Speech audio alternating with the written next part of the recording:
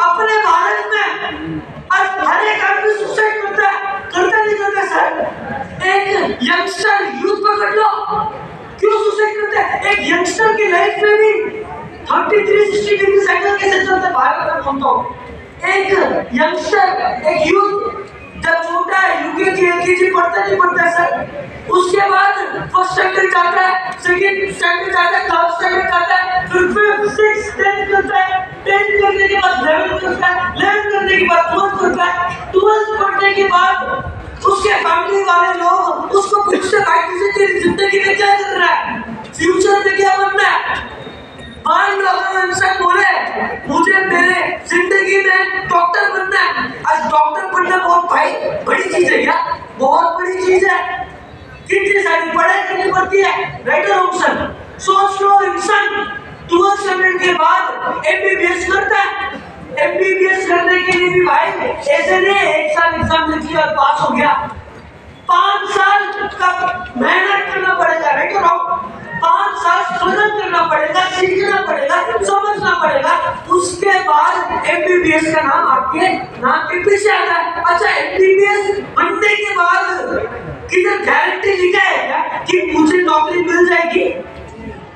नहीं, एमबीबीएस बनने के बाद भी वो इंसान बाहर जाता है, मेहनत करता है, पैसा पूछने के लिए मेहनत करता है, राइट और रॉन्ग सर? दोस्तों ये चल रहा है आज की जनरेशन।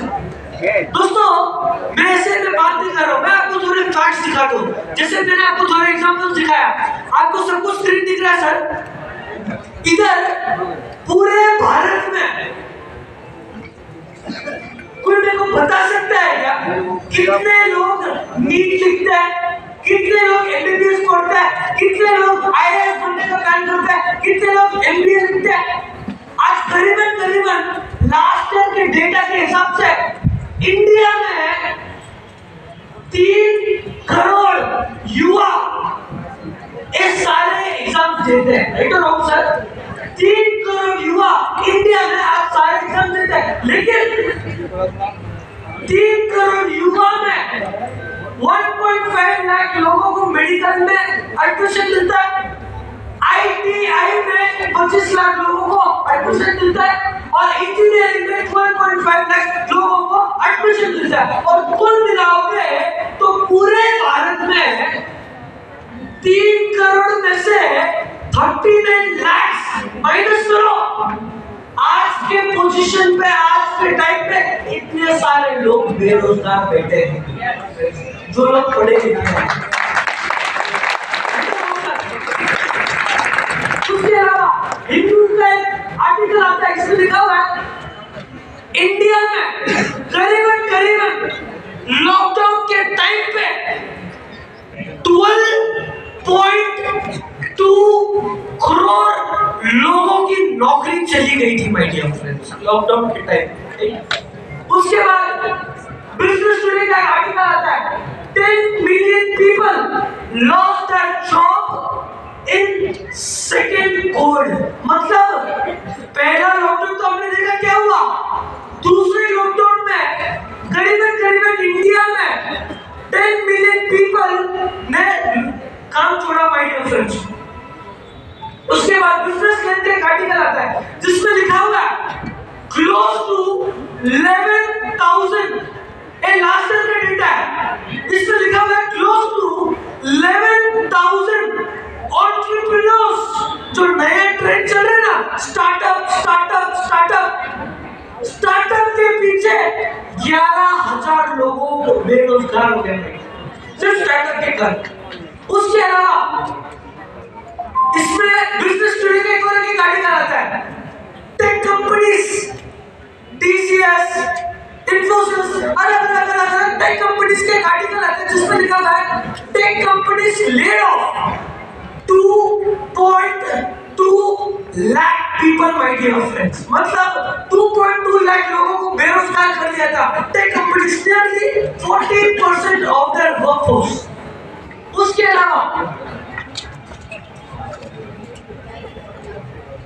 सर सब लोगों ने देखा कितना क्या बेरोजगार हुआ, नहीं हुआ, राइट और रॉन्ग सर? सबने देखा, और एक शब्द में बोलने के लिए बोल नहीं रहा हूं, मैंने फैक्ट दिखाया आपको, राइट और रॉन्ग सर? दोस्तों इतना सारा बेरोजगार चल रहा है सब जगह।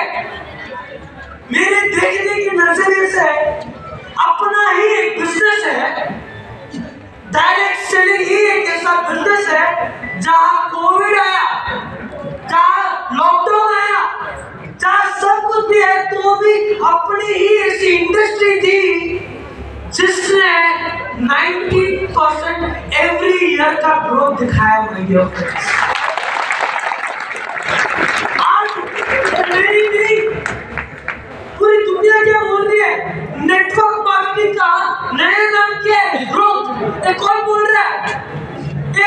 इंडियन मीडिया हाउसेस बोलते हैं। देखते कि इंडियन मीडिया हाउसेस क्या बोलते हैं डायरेक्ट सेलिंग के ऊपर।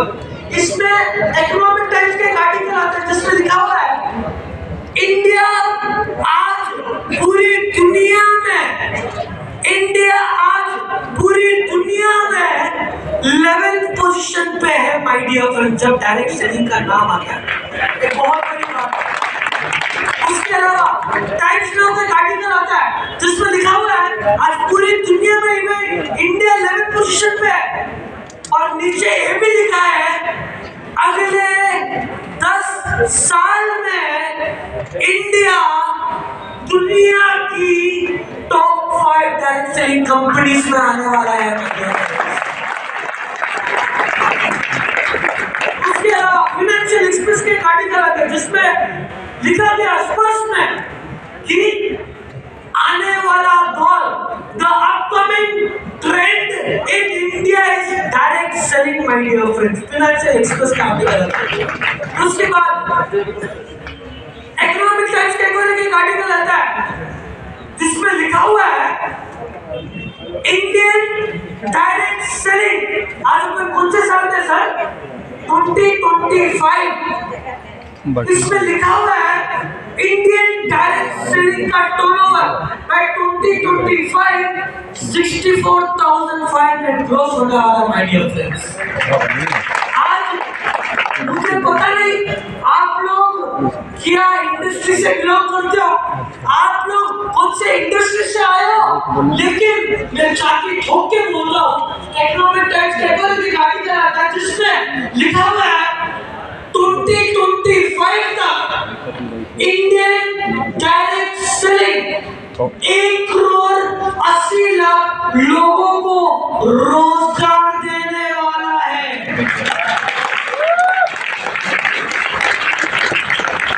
एक तो हमारा इंडियन मीडिया हाउसेस क्या बोलते हैं, सुनते हैं कि अपने जाने माने पॉलिटिशियंस के मुताबिक सर वीडियो चलेगा।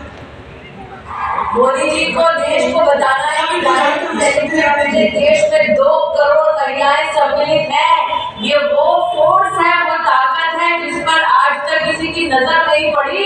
इस ताकत की आवाज को पहुंचाना है देश के हर कोने में, मोदी जी तक पहुंचाना है। तो बोलो भारत माता की। अब एक वाला बहनों से लेना है। कितनी लखपति दीदी बैठी है यहाँ पे बताओ। अब मैं आपसे कहना चाहती हूँ कि अगले 5 साल में जब नरेंद्र मोदी कहते हैं कि हम विश्व की 30वीं बड़ी सबसे इकोनॉमी बन जाएंगे, तब क्या हम सब ये संकल्प कर सकते हैं कि एसोसिएशन और फेडरेशन और कैट के सौजन्य से ये लखपति दीदी अगले 5 साल में करोड़पति दीदी बन जाएगी? क्या ये वादा कर सकते हैं? क्या ये काम कर सकते हैं? क्या ये संकल्प ले सकते हैं? क्या मोदी जी से कह सकते हैं कि आपने सेल्फ हेल्प ग्रुप की बहनों के लिए सपना देखा कि वो लखपति दीदी बन जाएंगी? आज कैट और आपकी direct selling entities of India की एसोसिएशन और फेडरेशन के संकल्प लेती है कि हमारी लखपति बहन आगे 5 साल में जब हिंदुस्तान 30वीं सबसे बड़ी इकोनॉमी होगा, तब ये बहन करोड़पति दीदी बन जाएगी। आज ये संकल्प लेने का दिन है।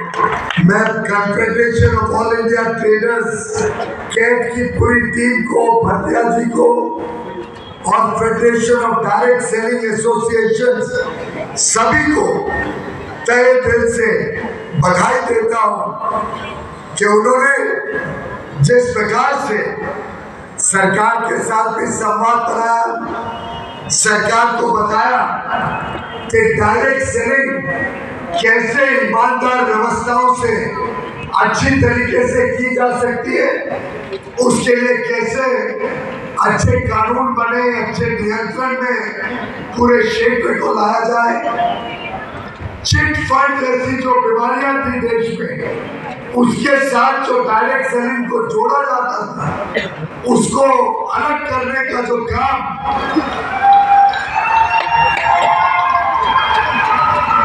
आप सबके माध्यम से, आप सबके प्रयासों से, आप सबकी मेहनत से करने में हम सफल हुए हैं।